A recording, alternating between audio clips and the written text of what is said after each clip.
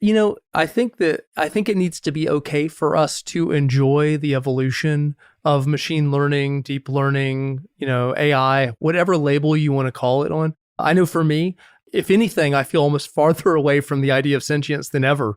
But I say that with a deep respect for all that has been achieved so far by, the global communities that are driving these technologies forward. And, will we get there someday? Probably, because we are just biological systems, and at the end of the day, that ability to understand what it is that makes sentient creatures sentient, I think will be accomplished eventually. But I think that there's a long, long, long runway before we get to that point.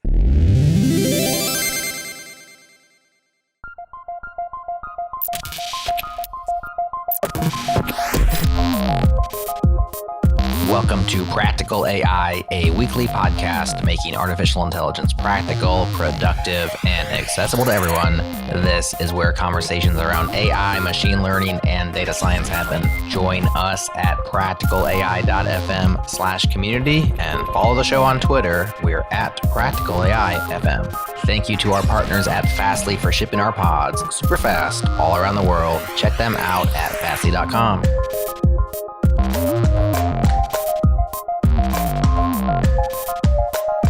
Welcome to another fully connected episode of Practical AI. In these fully connected episodes, Chris and I keep you up to date on everything that's happening in the world of machine learning and artificial intelligence. And we help you level up your machine learning game with some learning resources and some articles and things to keep you up with the state of the art. Excited to talk with you about stuff going on in the AI world today, Chris. It seems like this season there's just been a lot hitting the AI fan. I don't know. Yep. I don't know how else to put it. It's been a curious time lately. We've seen some interesting things arise, and absolutely. It's and people's take on it is a little curious too. I know we can go down that road as we get there. Yeah. I guess I don't know if we want to sort of call it that elephant in the room, is that people are now calling certain AI models sentient. So I'm sure this is something that probably a lot of listeners have seen on popular media and that sort of thing. There was an engineer, I don't know actually his full position at Google, but that was kind of referring to this language and dialogue system that Google works with as having some level of sentience. I think both you and I sort of cringe when he's like, I don't know about you, but it's almost like, how did we get here? What is the state that we're in that people are calling these AI models sentient? How did we get to this state? Was it unexpected? Was it expected? What was the path that led us here? All of those kind of questions come up in my mind. What's your thought? A little bit of both, I guess. So I guess any of our longtime listeners know that we, at the end of the day, we are very practical and pragmatic in terms of how we look at these things. And we have been doing this long enough to where we've seen quite a lot of evolution in the field.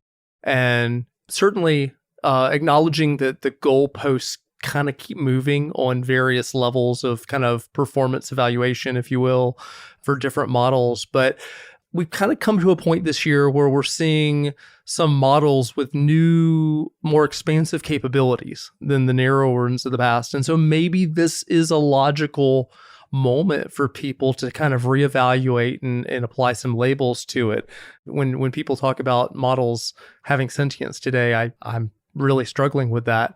But maybe I think it's probably every time we're hitting kind of a major set of milestones, we'll probably have these conversations. Yeah. So if we just sort of look back, like you say, we've been doing this show quite a while, and this thing kind of pops up every once in a while, and it does come into conversation, and it's worth addressing. But I think if you look back and we look at the wider story of how we could start with language models, but I think we could go in other areas later and talk about kind of where we're at and where things have gone with vision and other things. But I think with language models, it used to be the fact that kind of the best language models would produce language that was sort of like passable, but you're not like really, it doesn't grab you in the sense of like being like incredibly coherent, even like artful type language.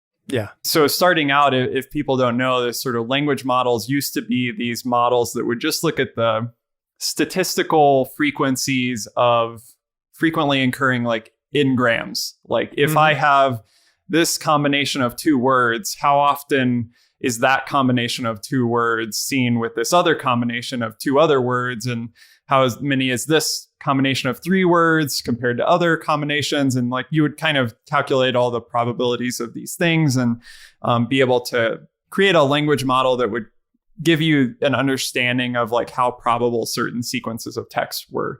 Well, that's like actually very useful and still used in a lot of places. Absolutely. But we kind of went from that into this zone of like recurrent neural networks, where now we've kind of got this element of memory and bidirectional memory. And then we like scaled that up very much with transformers, which are kind of a very computationally scalable way to look at, you know, a sequence of things coming into it in context and scale that up in a very computationally favorable way. And that, of course, has kind of blossomed into these incredibly large transformer-based language models trained on very, very much data. What happens then is these models, which can model context very well, right, can also produce sequences of text that are incredibly coherent and compelling, to be honest, to a person viewing them. So I don't know if you remember when I think we had some original conversations when the GPT models were coming out from OpenAI. Do you remember that? I do. Yeah, I remember really being quite surprised. I don't know if you shared that with colleagues or maybe people that were absolutely not practitioners, maybe. I did. I mean, I shared it with my daughter, as a matter of fact, just kind of drawing her over, and she wasn't terribly interested, but you know, kind of pulling her over to the laptop and saying, "Look at this." And we were talking about it at work, and so yeah, I mean, it was a big deal for what it was. Yeah, and I mean, this is quite compelling. I do want to bring up this. So I have pulled up this article that I think is really relevant, and I don't usually quote from things on the podcast, but I don't know that I could really say this better. It's probably worth having on the record in the podcast.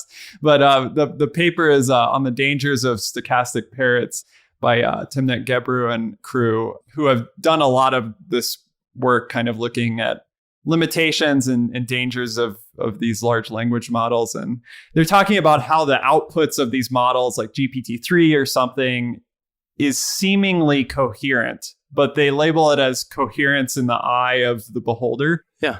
Let me just read some of this. I think it's worthwhile. So they talk about, we say seemingly coherent, and they're talking about like the output of these models, because coherence is in fact in the eye of the beholder. Our human understanding of coherence derives from our ability to recognize interlocutors' beliefs and intentions within context. So they're talking about, hey, when you communicate with someone, you basically assume that they have some intentionality with their like conversation. They're saying something because they are communicating. It's a two-way thing, right? They're communicating with you. They say text generated by a language model is not grounded in communicative intent. Any model of the world or any model of the reader's state of mind. It can't have been because the training data never included any sharing thoughts with the listeners, nor does the machine have the ability to do that. This can seem counterintuitive given the increasing fluent qualities of automatically generated text. But we have to account for the fact that our perception of natural language text, regardless of how it was generated, is mediated by our own linguistic competence and our predisposition to interpret communicative acts as conveying coherent meaning and intent, whether or not they do.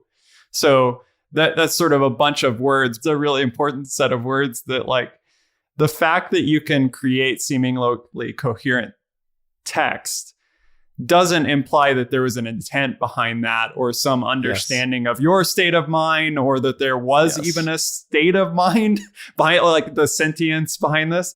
I think that states super, super well the intuitive reaction that I have to the output of those kinds of models. So that represents the way I'm thinking when I'm getting that. And when people are applying these labels to it, like, clearly sentient because of this, I'm just kind of going, not so much. Yeah. But it's probably also true that when you see certain things like come out of a language model, there's like, before you go into that mode, and maybe me when I was first seeing the GPT things, it's like, wow, this is like, I didn't think this was possible.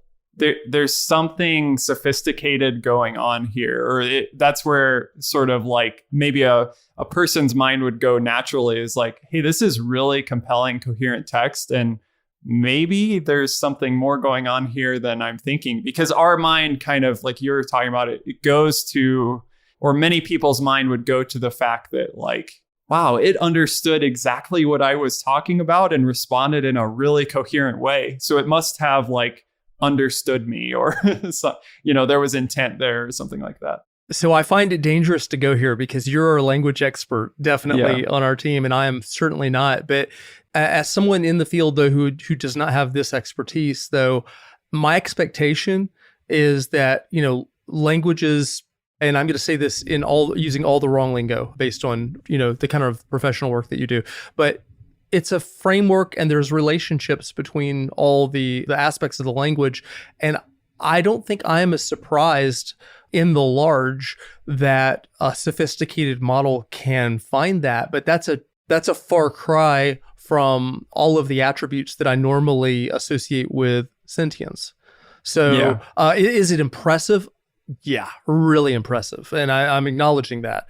But that's not the same thing as saying, okay, if you're seeing A, B, and C here, that also correlates to X, Y, Z, which is a different set of criteria. Yeah. And I think we've seen this a bunch of times over the years that we've been doing this, is that something kind of wow will happen, and people will infer a bigger jump than it actually is. It's an impressive jump nonetheless, but they extend it, I think, and there's an emotional aspect to it. And I think that's how I find this particular moment. Yeah, just another statement from this paper. I really I'll link it in the show notes. Kind of gets to that fact of, like you were saying, stitching together words and stuff to make language is not what it means to, at least in my mind, to be sentient. They say, contrary to how it may seem when we observe its output, a language model is a system for haphazardly stitching together sequences of linguistic forms it is observed in vast amounts of training data, according to probabilistic information about how they combine, without any reference to meaning, a stochastic parrot. And that's what the reference is to the sort of metaphor that they're using. Sure. So it's interesting, though, that this trend, this sort of like trend in language model size, the amount of data that these language models are trained on, has increased this apparent coherence of the output from these models. And I think they sort of, in a lot of ways, predicted in this work, and maybe others, that people would start increasingly thinking that these things have some type of sentience or something, just because they're so much more compelling in the output. What they're saying is, I think this is coming, but beware, this is not what you think it is. That sort of message. So that points out a problem, in that if people are going to conflate coherence with sentience, it'll come up again. Yeah.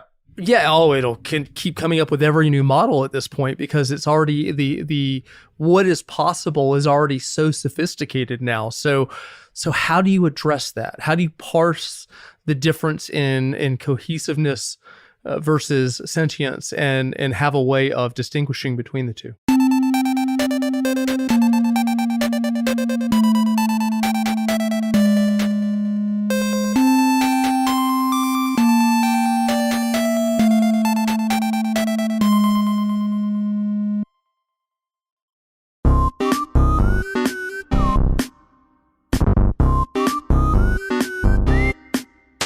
Well, Chris, we're always talking about language on this podcast, probably because of my own very biased opinion, but there's a lot of trends happening right now that we can't ignore in the vision space as well, and actually in ways that are also connected to the language space. And I think those are also things that are taking AI beyond the realm of practitioners into sort of the wider public's view. So an example of this recently was I saw on my Twitter is like Cosmopolitan magazine. I don't know if it was their latest at the time of the recording. It's one of their latest cover photos was generated by the DALL-E 2 model. I believe it was from OpenAI, which is a model that takes text input and then outputs an image. So you can say, I want a picture of astronaut riding on a horse on the moon in the style of, Van Gogh or whatever. And it will give you that, which is pretty extraordinary. And that's also like these images. There's another, so there's similar models. It seems like there's all of these models coming out like within weeks of one another. I don't know exactly how the authors would prefer to say it. Imogen from Google. And it does a very similar thing. There's 2 or 3 other ones. Sorry if one of our listeners created one of these models and I didn't mention yours. I apologize. But it seems like 5 to 10 of these things came out like within a month or something. Yeah. And this is also one of those moments, kind of like the Google engineer saying that a language model is sentient. It's like something happened here. Yes. Like what led us to this point? What are the key things to maybe take away from like, why did all of this happen at once? That's what I'm thinking. Well, we're making these leaps. There's this determination to say we've gotten there. And if you look at like what DALL-E can do, it's amazing. As you said, I mean, you can input the text and you can get these. They're not just simple images. If anyone in the audience hasn't seen the output, you need to go look. I mean, they're remarkable. It's art. What's possible, and they're super detailed and super complex. And so it's another one of those moments where you're like, wow, we've hit a big milestone here. And something has changed, must be sentience. This is that. Yeah. I mean, what we're seeing here visually is the equivalent sort of with the language models of being able to say, with a visual output, being able to say, it's coherent. I mean, you put in a simple thing, which is the text, and you came out with this enormously complex thing, which is the graphical image. So yes, we're at the inflection point. So this is another one of those. It begs, where does that coherence distinguish itself? This is really interesting, I think, because there's a connection between all of this stuff that's going on and the physics world that I grew up in. Maybe not grew up in, but that's where I started my career, at least. And that's this connection to like statistical physics or thermodynamics with these models, which I can describe here in a second. But it strikes me as well that there's a whole bunch of kinds of systems that, given a very simple input, create very complicated output. And I guess this is like chaos theory and other things. It doesn't mean that those systems are like, that's not an indication of sentience in and of itself, that like that property. So you can have like a double pendulum. So a pendulum with a ball in the end, which is connected to another pendulum with a ball in the end. And you started out in a very simple arrangement. And then all of a sudden, the dynamics of that are extremely complicated and pretty amazing. So yeah, I think that was a good point that you made about this sort of seemingly simple or limited input to really, really complicated or seemingly artful output, I guess is a good way to put it. Mm-hmm. What are some of the best pictures you've seen from DALL-E? Do you remember any that caught your eye? I've seen a lot of the last the last month or so.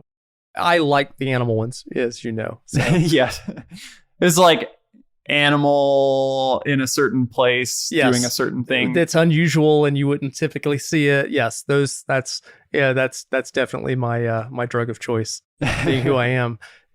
Is the creation of that kind of organized and beautiful complexity that it does. Is that, do you think, what's driving that, the leaps on analysis of what the models, is this the model that's pushed us into that? Is it just that creation of complexity and that with organization and understanding and, as you said earlier, coherence? I think that there's probably several components here that when they were not put together, right, the output of those components was maybe limited to a specific domain or modality of data. But now we've sort of had this progression in the industry where we've had transformers, we've had things like Clip, which allows you to have this sort of like text image embeddings. Yeah. And then we've had another thing, which is where the connection with physics come in, which is these diffusion models. And so if you look at these text to image things that are being produced, at least like DALL-E 2, that sort of like builds on the combination of those things. So it's almost like these major components were developed in isolation for a specific purpose or with a specific goal. And then people are like, well, there's a really interesting combination when I combine these together and think about the different modalities of data that I'm working with, the text and images. That I think that sort of like, there's these really powerful components that have developed over time, and people are now kind of mixing different modalities, mixing different of these components, because really a clip model is going to output a series of numbers. There's nothing saying I can't put those series of numbers into a diffusion model or into a transformer model, or like what happens if I switch the order and change all of these things around. I think that's what people are really, they're not doing it just sort of wild trial and error, but in a very like intentional and well thought out way. They're like, well, now it would make sense if I combined this clip model and this diffusion model in this way. And that's turns out to produce something that's extremely profound. But that is also, if you think about it for a moment and take it outside of just the AI world alone and talk about technology at large, that's the normal way that technology innovation happens. People will push down a particular modality or something and try something out because they're fulfilling a need, and there'll be a bunch of small incremental improvements along the way. And then somebody goes, wow, this is a really powerful building block. What if I switch modes now and do that? And then they get something that's quite remarkable. And we've seen that in all technology development over time. So I think that what you just described was a really typical evolutionary path for technology. And, like in the case of DALL-E, we have these amazing visual images. So it's really, it catches you. Yeah, that's another side of the wider. It's super marketable in terms of the output. Yeah. But it's really, I see it as an important evolutionary innovation that drives the field forward and gives us a bunch of new capabilities and stuff. But I don't see it as unexpected. Yeah, I would agree with that. I think just to kind of further break down what we're talking about here, the most recent that we found was, or that came out was DALL-E 2. Well, maybe not the most recent of these types of models, but one of the ones that gained a lot of attention, DALL-E 2. And it's an evolution. So there was an original DALL-E model, and it was actually transformer based. So if you could kind of track back the steps, but if you think about coming maybe from the other direction, we had, like we already talked about these, we said, hey, well, it would be useful for us to model sequences of things. We could look at different pairs and triplets of those things. That's an n-gram model. And we could then kind of look at recurrent ways or bidirectional ways to look at this sequence in recurrent or bidirectional type of layers in neural networks. And then we said, well, there's kind of a scaling problem there. And maybe some things that we maybe don't want to look at neighbors, but we want to look at attention at a sort of wider level. And so then came along attention and transformers. And then that was all still kind of text-based, right?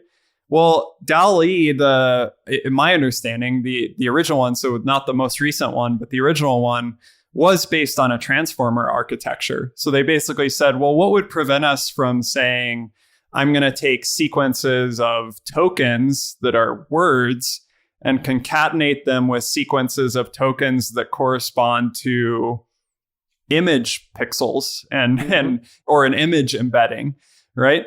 And so I can still put that through my transformer model, what happens. And then I think there was this realization of the goodness of these diffusion models, which if people kind of don't know about diffusion models, what happens is it's a way to kind of denoise something. So if you introduce a bunch of noise into an image, Gaussian noise or something, you can train a model to denoise that and kind of reverse. So go from noisy to not noisy. And people are like, well, what if we take some of these text encodings that we have and either we condition the diffusion model on those, or we use these clip models and other things to get these text image encoders, and then we can put that into a diffusion model, and you can kind of see these things start to pile on top of one another, and now we have these beautiful images. But I think you're right that when you see these images, it's almost like you don't get that full sense of the history, right? And you're like, oh, this has achieved a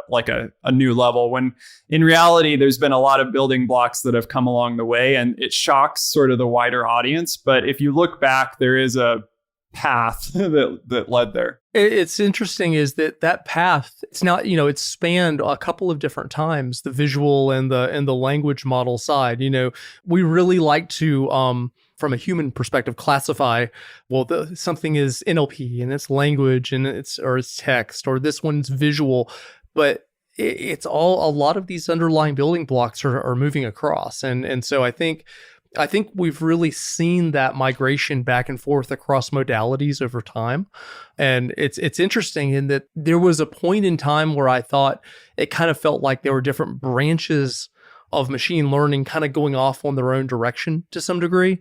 But I think what we've seen with these recent models is they're all tied together and they're all coming back. And it's a lot of times it's when you mix the chocolate and the peanut butter together that you get something a little bit new right there that has value unto itself.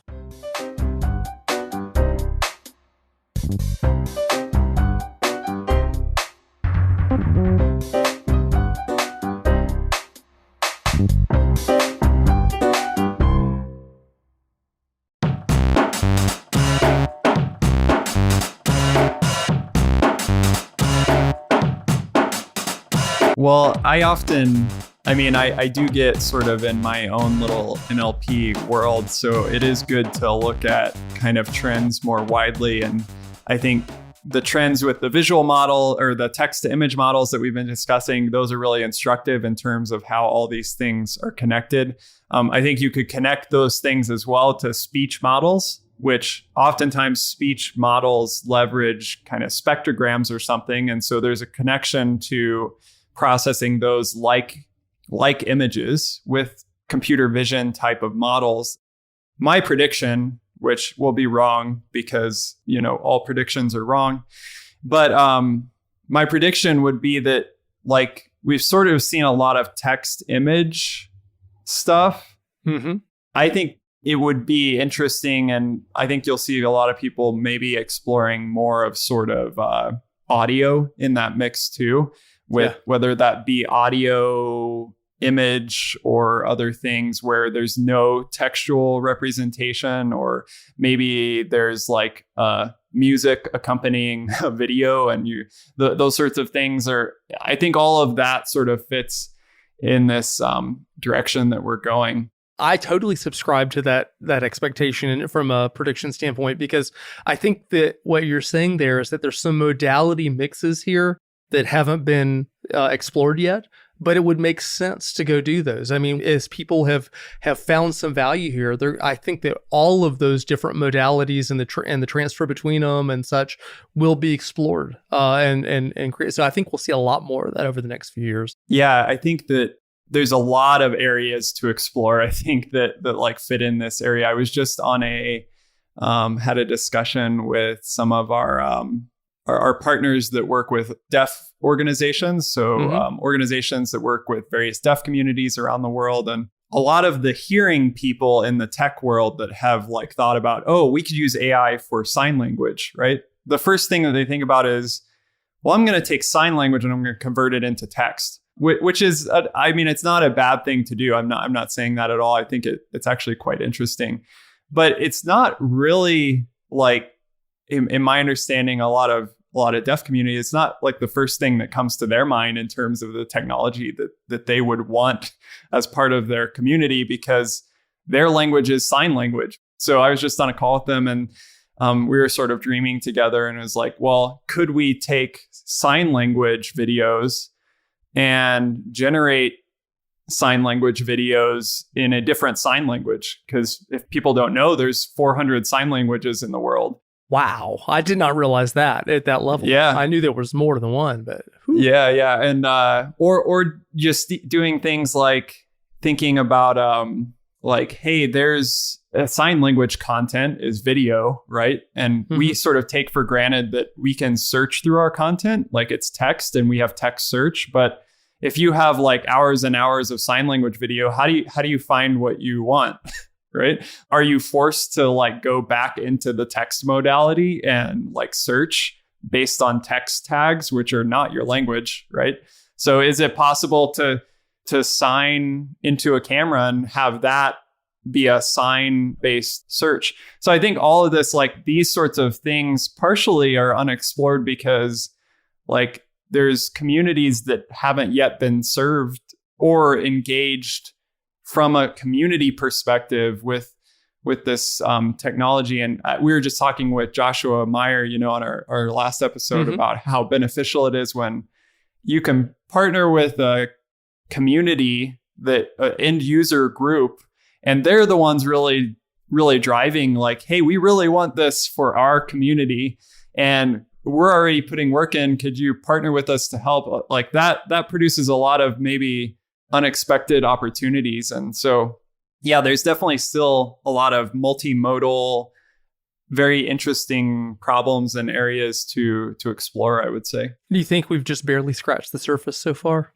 Yeah, I mean, that's kind of, to be honest, some of the laughability, I guess, to me of the sentient thing. And I don't mean that to demean the person that said that, because obviously they made they made a decision to be very opinionated about that and defend it. But the world is just so complex, and to think about like these models dealing with all of these things that we haven't even thought about yet in modalities that we've only begun to explore. I just view it as a really fun time to be part of this technology, because we get to explore really interesting things. It's funny that you say that. I think it needs to be okay for us to enjoy the evolution of machine learning, deep learning, AI, whatever label you want to call it on, without having to try to always stretch. I know for me, if anything, I feel almost farther away from the idea of sentience than ever. But I say that with a deep respect for all that has been achieved so far by, the global communities that are driving these technologies forward. And they're hugely valuable. And, will we get there someday? Probably, because we are just biological systems, and at the end of the day, that ability to understand what it is that makes sentient creatures sentient, I think will be accomplished eventually. But I think that there's a long runway before we get to that point. And we're learning as we go. And I think it needs to be okay for us to say where we're at today. And that doesn't have to be the ultimate goal yet. We may have many years to go before we get there. But sometimes I think people are just overreaching for where we're at. Appreciate the moment. Appreciate the fact that we're doing some really, really cool stuff today in research and the things that are coming out, and go do some really fascinating things with what we have now that we didn't have yesterday. Yeah, I think that obviously there'll be a whole range of views on whether we would ever reach sentience or not, and somewhat driven by like different religious and philosophical views on what it means to be human. And I would be opinionated about some of those things very much based on my faith. But the fact that we will be create more coherence and amazing output of these models, like we've already talked about, is going to happen. What I think is interesting, and that the Timnit and that paper kind of brings up, and discussions similar to that bring up, is we as practitioners might understand how these things are stochastic parrots, or maybe like not, like we have maybe a little bit more understanding about how the relation is between their output, the data we feed into it, the sort of variability and limitations.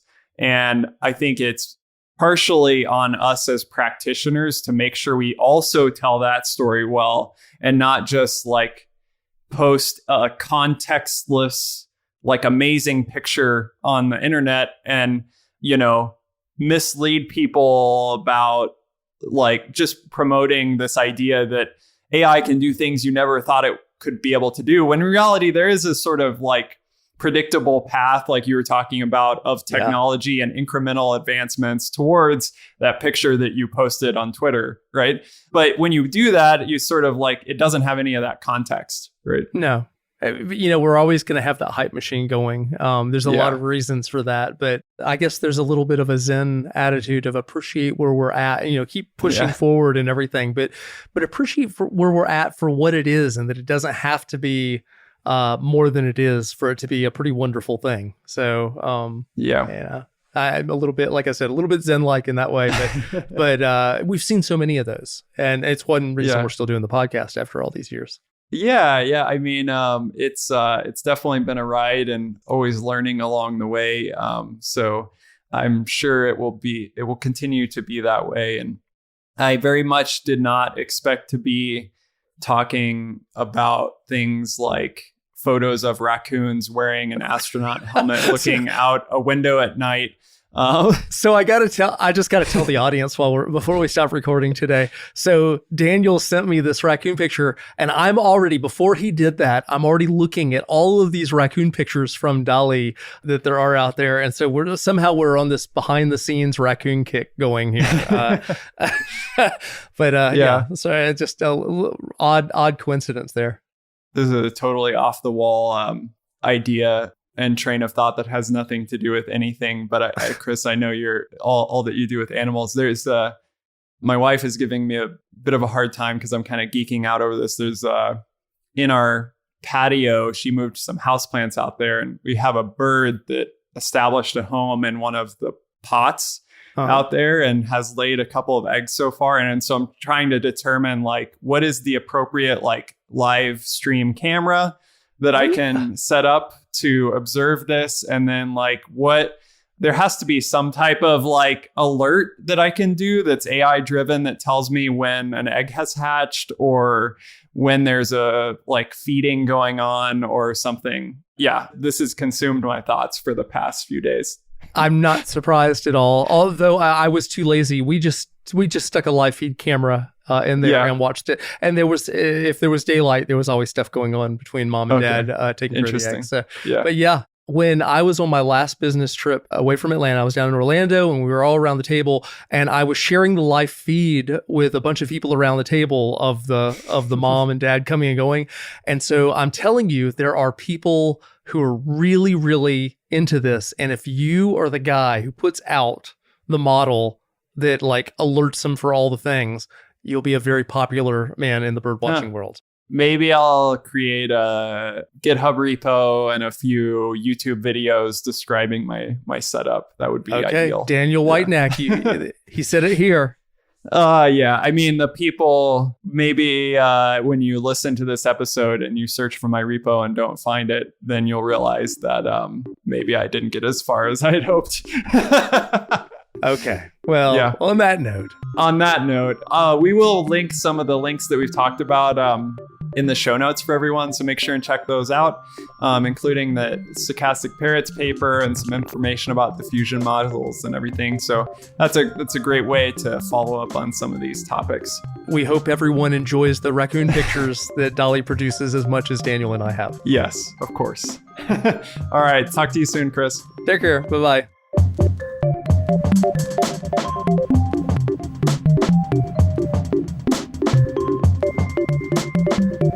All All right, that is Practical AI for this week. If this is your first time listening, subscribe now at practicalai.fm or just search for Practical AI in your favorite podcast app. We're in there.